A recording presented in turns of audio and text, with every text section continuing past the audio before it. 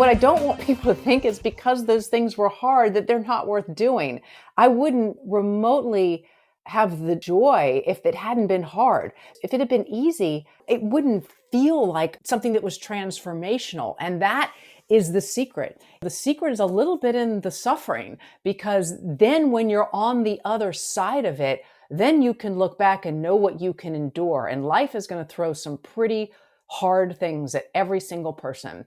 And to know that you have the ability to endure, that is powerful, but it is not easy. And if you read the book, you'll know it wasn't easy for me. And it won't be easy for other people, but I think that's good. Like, that's the beauty of it.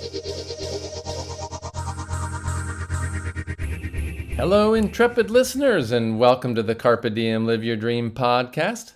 I'm your host, Dale Simonson, and my wonderfully articulate guest today is Gwendolyn Bounds, or Wendy for short. Wendy is a national age group champion Spartan obstacle racer and author of a fantastic book, Not Too Late: The Power of Pushing Limits at Any Age. In this episode, Wendy describes her 8-year journey from a totally non-athletic desk jockey to a super fit, multifaceted athlete, and she explains how the challenges, successes, and yes, big failures along the way positively transformed her career, her health, and her outlook on life. I love how compelling her reasons are for disrupting the daily blur of sameness in your life and pursuing something new and challenging. And just wait until you hear her next big goal she describes at the end. It sure fits this podcast's theme nicely. Enjoy the show. Hello, Wendy Bounds, and welcome to the podcast. How are you? Dale, I'm so glad to be here. I'm doing well. Thank you. Wendy, I came across you by reading your book. Your book was fantastic, called Not Too Late: The Power of Pushing Limits at Any Age. I found it really motivating. We're not going to get too much into the book just yet. We will. But first, can you just tell us a little bit about yourself, just your general background? Sure. Well, it is very different than what I appear to be on the cover of my book, which is a competitive athlete. I am by training and from childhood a writer, and have made my living at that, being a journalist and an author. I'm come from North Carolina, and just I was an only child, and I grew up in stories and storytelling. Those were kind of my companions. I would always write whenever I was sad or angry or upset or happy. Like, that was my pastime. And it turned into a career as a journalist, working at the Wall Street Journal for about 20 years. And then I went over to Consumer Reports and ran all of their media, and then went to a media tech startup. And now I'm actually what they call a boomerang hire back at the Wall Street Journal, helping to lead a new Wall Street Journal Leadership Institute for top executives, membership communities for top executives across the world. So life sometimes comes full circle. But one thing I was not growing up was much of an athlete, Dale. And so that will lead us into our conversation about how I came to appear on the cover of my book, sweaty, muddy, hanging from a set of rings in the middle of an athletic competition. Yeah, it's such a juxtaposed picture you just painted of your career versus that book cover. That's kind of what's intriguing. You say you were never really athletic as a kid, growing up middle age, focused on a desk job. And then suddenly you went to, was it winning the world championship in Spartan racing? Well, I wish. That is still a dream. Hopefully, I will do in my age group some point. But I did last year. I was number one in my age group nationally in the U.S. National Series for Spartan racing, which is a sport called obstacle racing. People may have heard of different brands of obstacle course racing. Spartan racing is the biggest. Tough Mudder is another one. It really involves cross country running through difficult terrain, whether it's fields, farmland, rocks, mountains, and also then obstacles such as scaling tall walls or climbing a 17-foot rope, carrying heavy buckets of rocks up and down the mountains, things that really require all these boxes we need to check as we're getting older, things like respiratory fitness and muscle strength and endurance, all those things that start to kind of spiral downward once we hit middle age, right? I think of it as the midlife assassin coming for us. But as you noted, this was something that I would never have thought would ever have been on the horizon for me. Not even, I mean, certainly not someone who progressed to be able to be first in her age group in the sport, but even just something that I would have tackled at all, because I was, as you said, I was a desk jockey. Sitting and screens were sort of my MO. I've been there. I've been there. A lot of us have. So many people have, and it's now fully ingrained in sort of how we operate in our daily lives, not just at work but at home. And to make this pivot, to start to train to become an athlete, period, then to train to become a competitive athlete, and then to actually go on this journey to be on the podium and get better and better, that was a journey of mastery that I never ever thought I would pursue. But it has been fundamental both in changing my perspective on aging.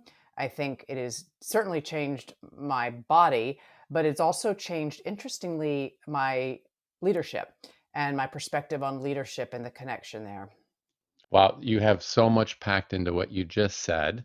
Let's try to unravel it piece by piece. So you referenced a journey. You weren't athletic in the beginning, but then suddenly you're doing these crazy races and winning them. So I'm going to read a quote from your book that I think sort of marked the start of your journey, and then I'm going to ask you to read another quote that's a little less morbid than the one I'm reading. So you'd written, quote, waking up one morning and realizing I was moving toward death with something still untapped in my tank. Well, I'm going to guess that there's a lot of people out there at some point in their life, they'll hit that same feeling. So now, can you read your more poetic, beautifully written passage that kind of makes a similar point? The way I think about it, Dale, and this is what I wrote, I'd been dialing in my life at that point, just acquiescing to inertia and a slow, comfortable fade to a chorus whose lyrics said that everything I might possibly be, I already was. That's it. That's the quote I just thought nailed it. So, can you explain that a little bit more, what you were thinking? First, I think you're right that most people at some point will feel something along these lines. It may come from something sudden, i.e., a brush with mortality, whether it's accidental, a car crash, something of that nature, or a diagnosis, or it might come on more slowly, right? A slow dawning that your body is not the same. You are there is less road in front of you that might be behind you, a feeling that you're caught in what I call the cycle of sameness, right? This inertia, the same routines that once all felt fresh and new, but then just begin to feel repetitive. And Hmm. so mine was somewhere, my wake up was somewhere in between. I'd been at a dinner party. I overheard an exchange between an older man who was well into his drinking his gin at that point, and a young girl who was one of the daughters of one of the hosts. And he asked her a very innocent question that people ask kids all the time. He said, "Yeah, so what do you want to be when you grow up?" And her eyes lit up and she just rattled off all these things. Oh, I could be a computer programmer. I love that. I could go to work at Apple, or I could be a an artist. Do you want to see a picture I drew of a caterpillar? Or I could be a veterinarian. I mean, she just went on, and his eyes glazed over and he wandered off because I think he was sorry he asked. But it Oh, stuck. It stuck with me, that exchange, in a way that I wasn't quite sure why, until later in the evening. I was having a conversation, and the words, "What do you want to be when you grow up?" just kind of kept reverberating in my head. And I think, Dale, what I realized at the time was that, your age, at age 45, nobody was going to ever ask me that again. And I had really stopped asking myself to. So, to your point about just acquiescing, and what I wrote in the book, to this inertia, this fade to a chorus that said, you know what? I am everything I could be. That's what I am. I'm a writer. That's what I do. These are the boxes checked, and I'm, not going to be anything more. I think that's kind of what we fall into to some degree. yeah. And yet life can be so Yeah, much more it full can be, if you want and to. it's even more than that. I mean, Pete, you said this thing about feeling like we're moving toward death with something still untapped in our tanks. I just want to tap on that because I think a lot of people feel that and they don't know where to go with it. Well, you felt that way and didn't know where to go. And then there was another passage that said something to the effect I clearly craved something I instinctively believed sports could give me, but I wasn't self-aware enough yet to figure out what that was. So, how did you get into Spartan racing of all things? You can blame it on Google and the algorithm, right? From a practical standpoint, I'll tell you why. That's the catalyst, but it's clearly something deeper. That next morning after that dinner party, I woke up and I was so unsettled by that exchange, and clearly I was unsettled because something had been eating at me for a while, and this just was the catalyst again that set it into motion. I got a cup of coffee and I grabbed my laptop and, sitting screens, sat on my couch, opened up my screen, and I just Googled, these were the words I typed in. What are the hardest things you can do? Still, really, Dale, have no idea why I typed those words, but the Google algorithm spit back to me, what are the hardest physical things you can do? And I started looking at things like the New York Marathon or these long distance swims, things that I was like I would never be able to do any of those. But then I saw something called Spartan racing. I had no idea what it was, and I clicked on it and I started reading about this sport. And I kind of went down a rabbit hole that morning, and I think I was just so fascinated by what it was. I was pretty sure I would never be able to do something like that, but I was very drawn to it in a way that I don't think I fully understood at that time, but I do more now, which was that I instinctively, I think, believed that pursuing something of that nature was the thing that was going to break my cycle of sameness. I Hmm. had always idolized people who were athletes growing up. The girls in my class were the most popular girls were athletes. As I moved into adulthood, I saw a lot of synergies between people who were or had been great athletes and how good they were at leadership. And I just never, it was never something I thought was in my, on the road for me. But that was the beginning of my journey to just try and tackle one short 3.2, 3.1 mile race, a 5K, right? And that is what set me off on the journey to what has been now 54 races. 54 Spartan races. And so you sat down and did that Google query just because you were looking for some kind of a personal challenge? I think that you're saying what seems like the obvious thing. People are like, "Why did you type that?" And I think it's really important that it's not that I was looking for a personal challenge. I didn't know what I was looking for. And I know that's an odd thing to say when you're typing in what are the hardest things you can do, but I really want to just say that it was because I felt I had something in my tank left that I wasn't dialing into. I wasn't unhappy with my current life, but I also knew that there was something more that I craved. And probably because I had never been able to tap into this physical element growing up, I instinctively gravitated towards something physical. And that physical was what unlocked everything else for me. I think other people might gravitate towards something else. It might be speaking a new language. It might be starting a business they had never started before. It might be just even, again, starting any kind of exercise routine if that's never been a part of the fabric of what you do. Fly fishing, playing an instrument. I mean, Yeah. again, all these things we think, well, it's too late to learn something new because I'm middle aged. What's the point? But I have to say the most important thing I've learned that is just getting on the journey of mastery, whether or not you ever become a master and expert, that is what is transformative. Just getting on that journey.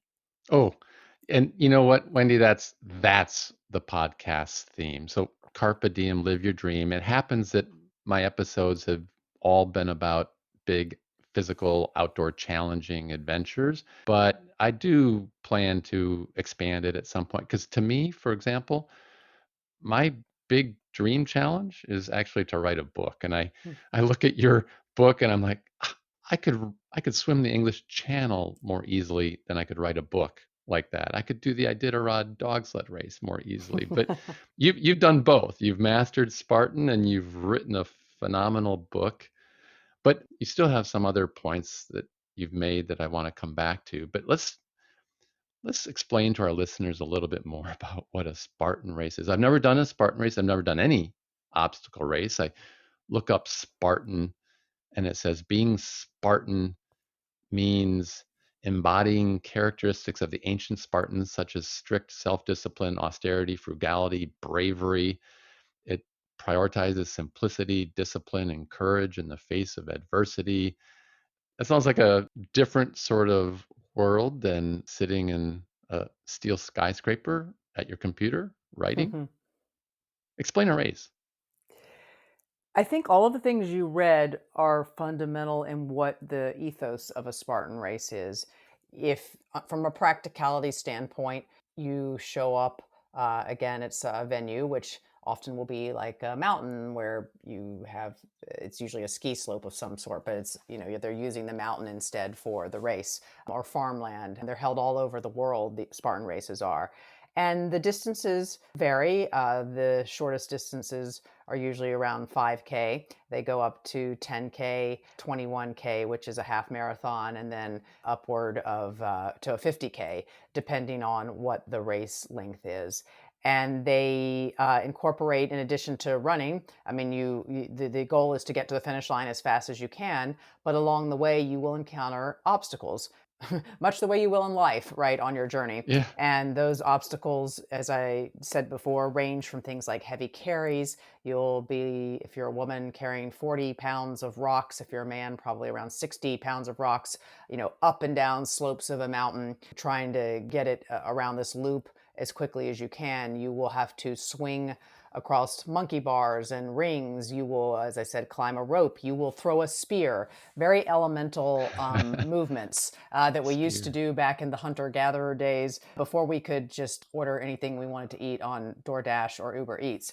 What I love about it is a couple of things. I mean, one, just from a exercise and workout standpoint, it just checks a lot of boxes. Yeah. You have to be both fast, you have to have endurance, so you have to have respiratory fitness all around. You have to have grip strength, which is predictive for longevity. You need to be strong enough to, again, carry your own body weight or carry these buckets of rocks or heavy sandbags.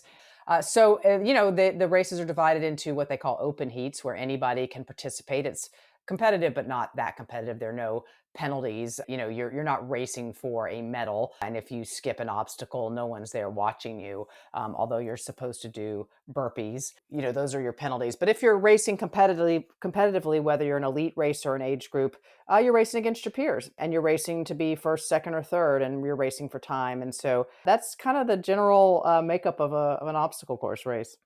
And yeah, you do this in rain or shine, sleet or snow.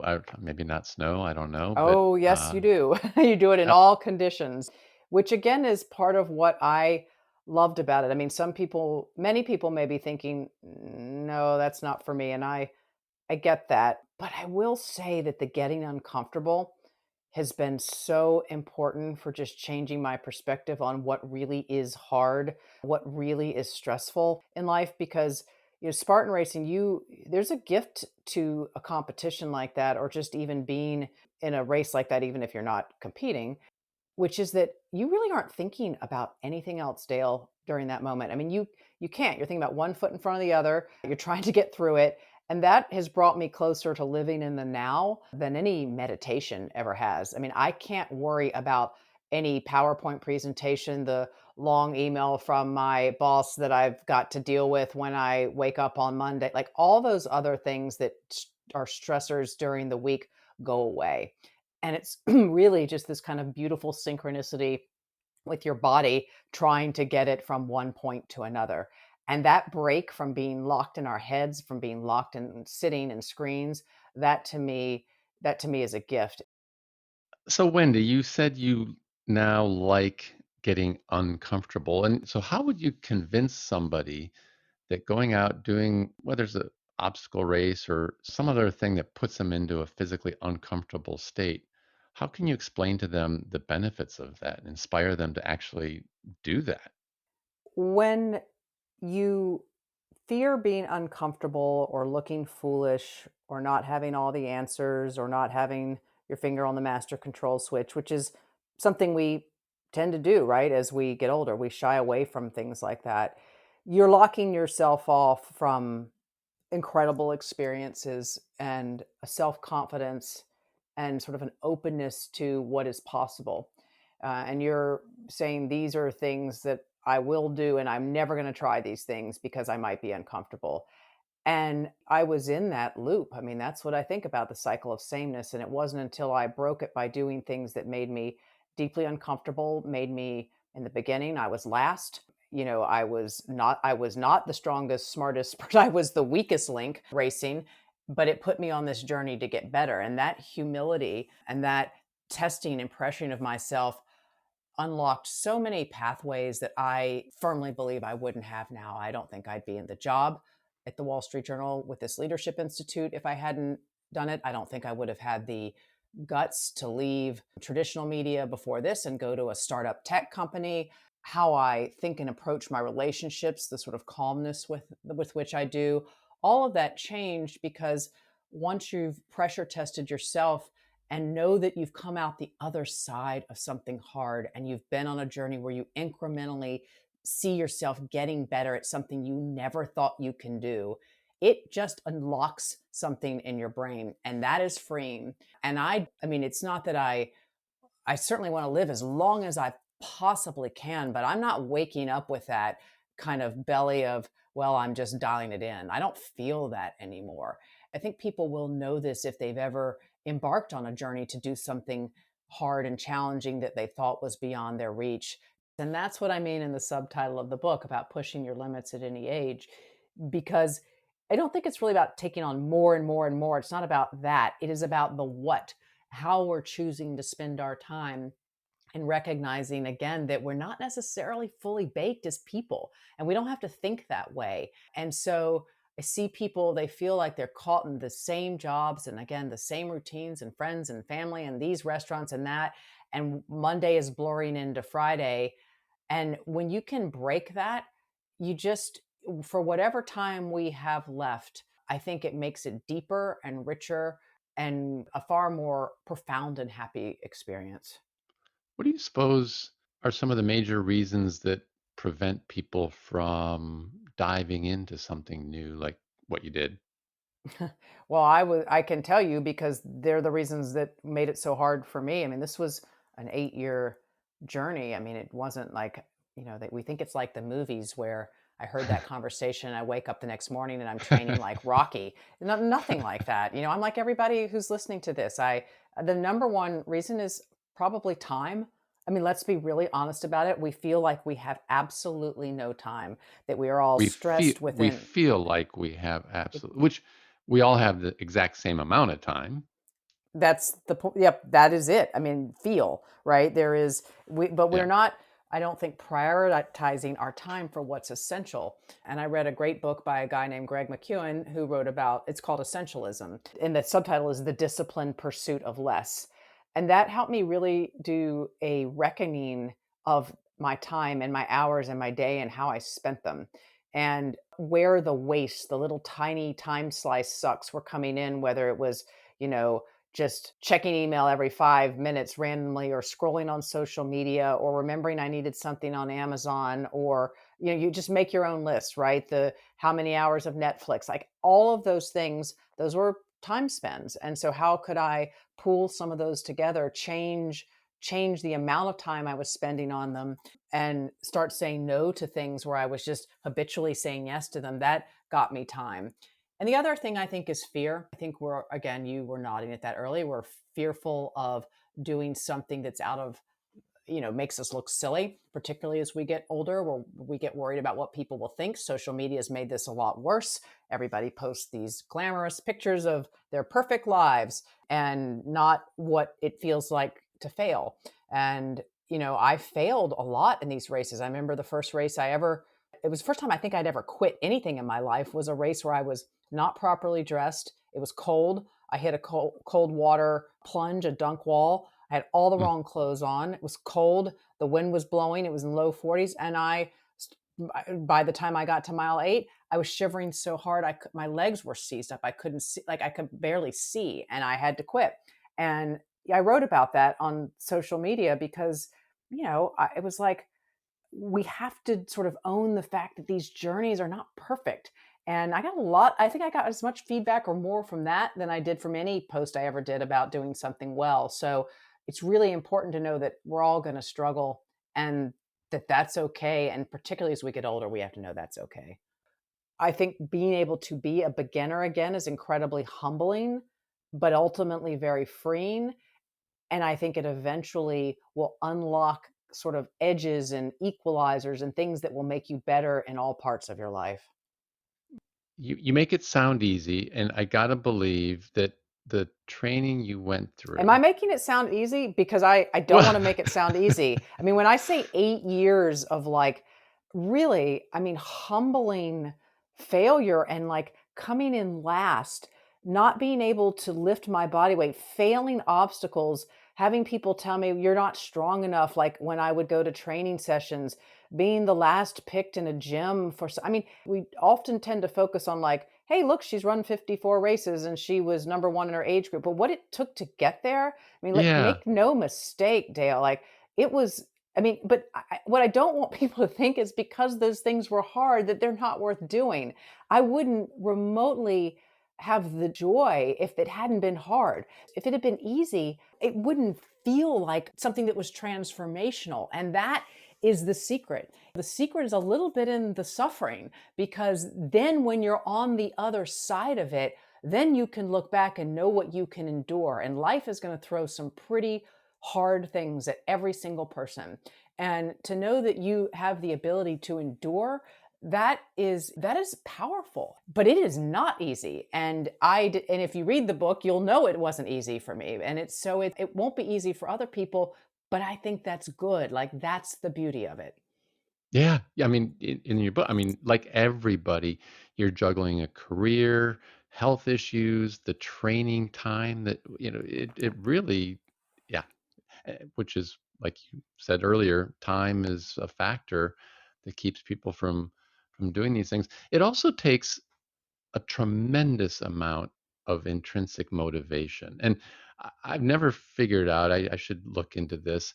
I, is intrinsic motivation something that we're born with and is a genetic trait, we're wired, and some people just aren't? Or is that something that can be learned? What's your thinking on the intrinsic motivation it took you to get to where you got?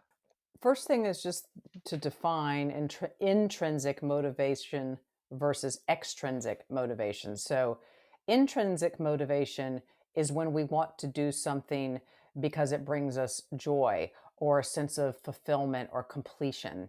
Extrinsic motivation is because we think there may be an external reward, like a medal or a cash prize or a promotion at work.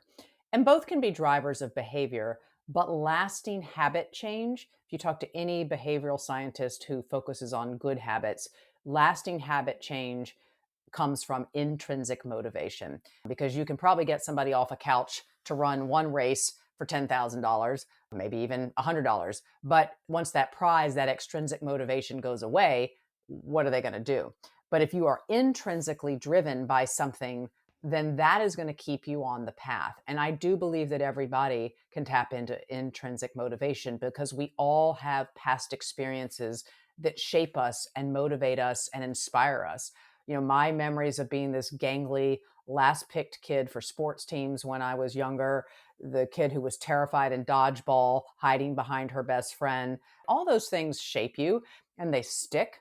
Thinking back to that feeling of being weak and the motivation to become strong and what it felt like to become strong, that is intrinsically motivating.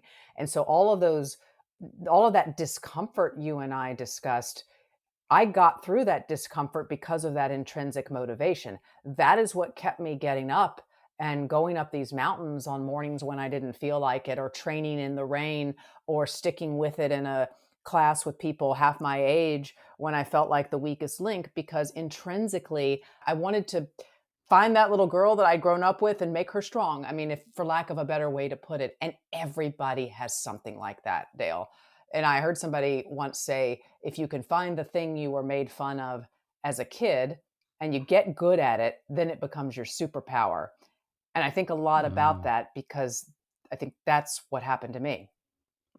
wow. Yeah, that's a neat That's a neat idea. So you're saying people could just do a little self-reflection to figure out how they would intrinsically motivate themselves. Or they will know. There's a sleep test. I mean, you know what excites you. You know what makes you. I mean, I think most of us know this. We may not take stock of it. We know the things we want to wake up early for, and we know the things we want to stay up late and work toward and do, and we know the things that we don't. Like we know what makes us happy, the things that we're drawn to.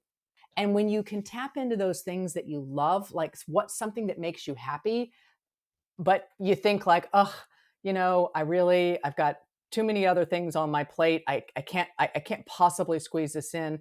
Well, that's telling you something. Which I guess is why you like that book, Essentialism.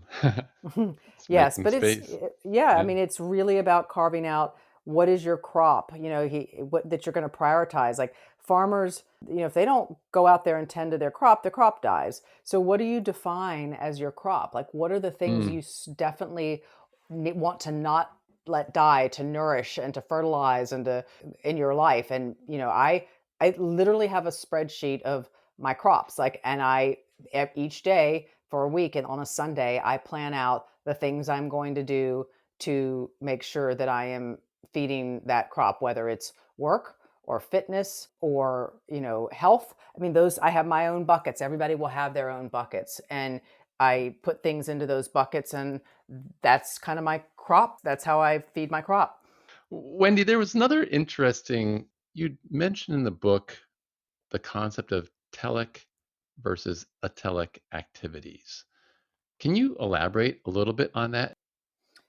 Let's talk about this under the umbrella of the mastery journey you and I were discussing earlier. So, a Mm. telic activity, just telic, starting with a T, that is one that has a finite ending.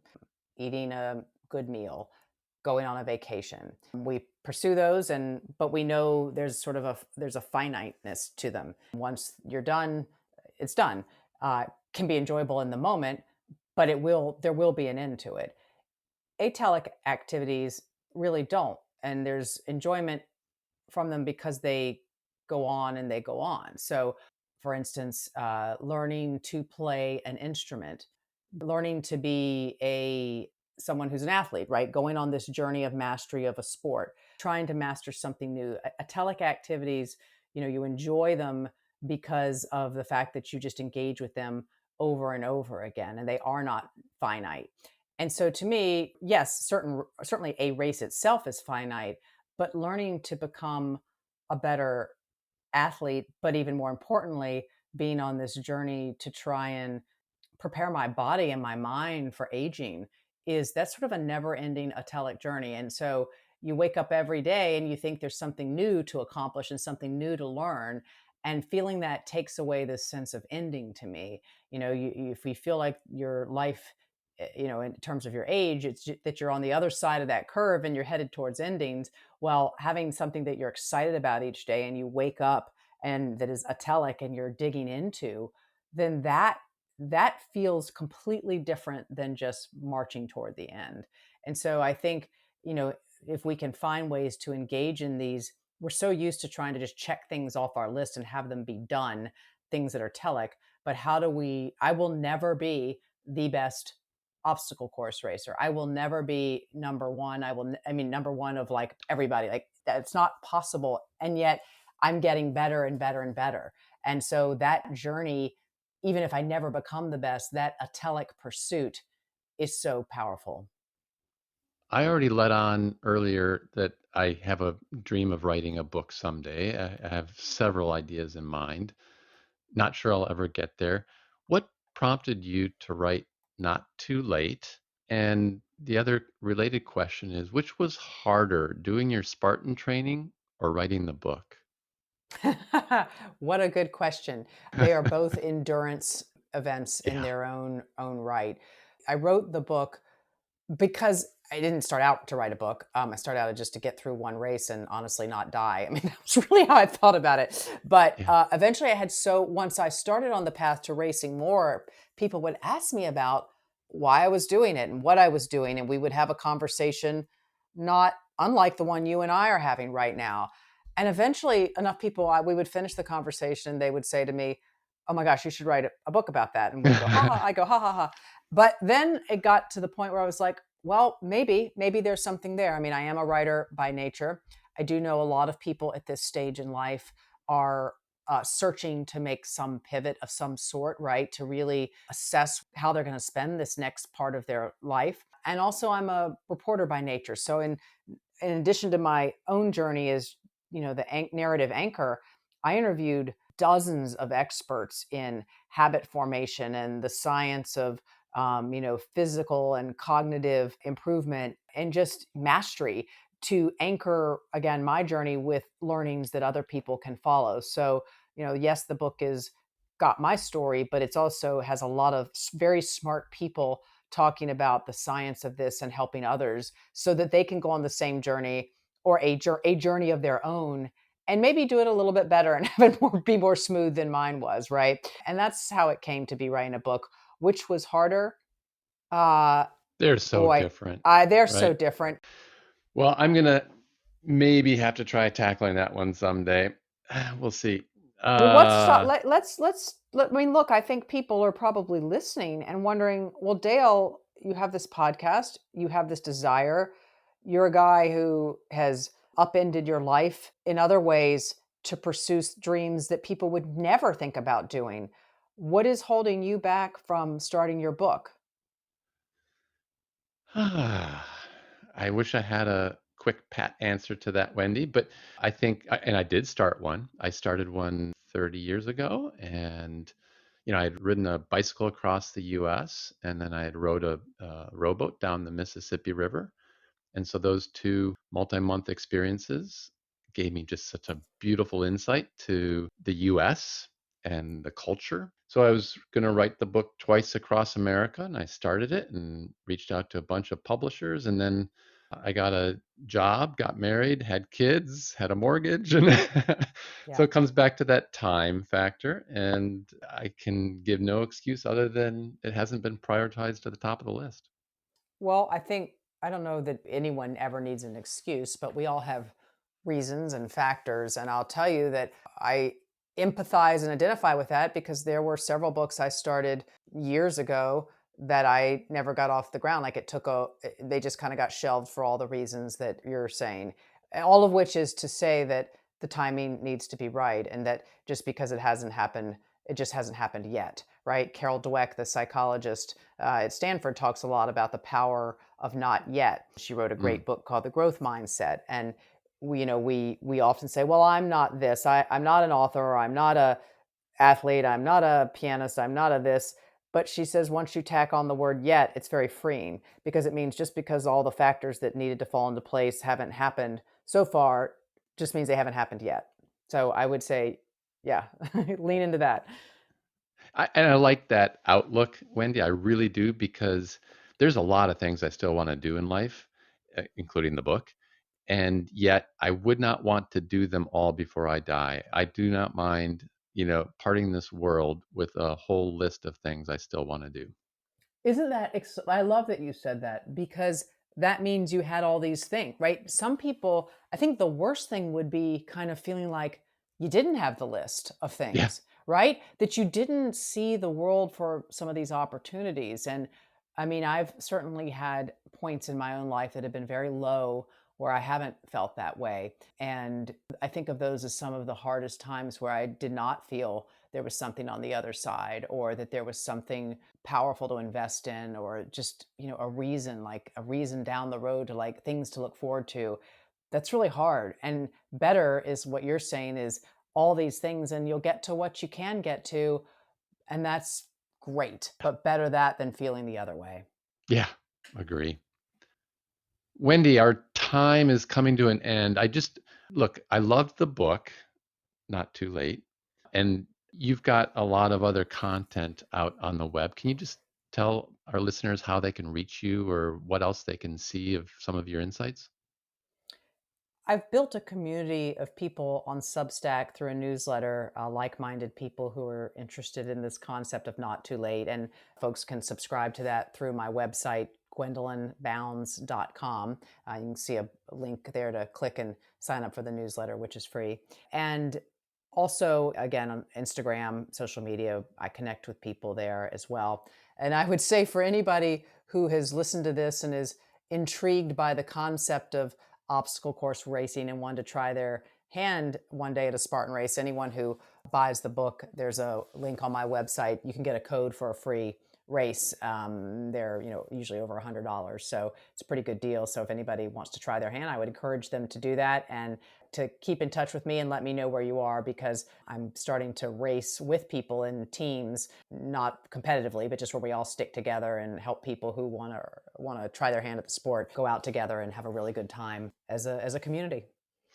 And I'll tell you, Wendy, honestly, I've been tempted. I saw that offer and I was about to click it and say, let's do my first Spartan race. And then my wife reminds me that right now I've already signed up for an Ironman I'm training for and my first 100-mile ultra marathon.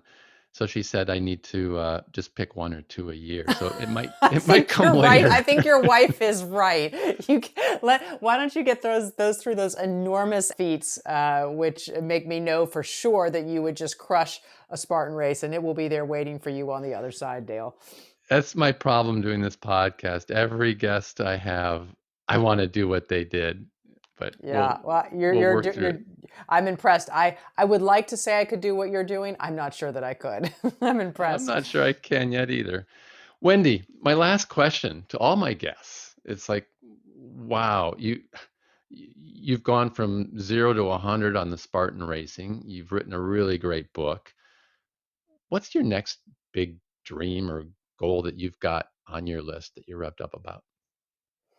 I'm going to answer this in two ways. And the first is to say, most people I think expect there's some new, huge physical challenge that's on the map. And what's interesting is I don't feel that need. Like, I'm not saying, okay, despite the fact that I'm impressed with what you're doing with your ultra running, that's not what I feel right now. I feel pretty complete on that front. And I want to just keep racing and have that be part of my life and my world. But what I do want to do is keep building this community of people around this notion of how we can break the cycle of sameness and reimagine our limits. And we're doing it on Substack. So my next challenge is taking the principles and the things I experienced through the last 8 years and building it out with others. That's wonderful. And I might be joining that in some fashion in the near future as well. That would be wonderful. And I really love what you do on this podcast and the thoughtful questions that you asked. And you're such a good role model for all of us, Dale, with how you have lived and continue to live your own life. Thank you.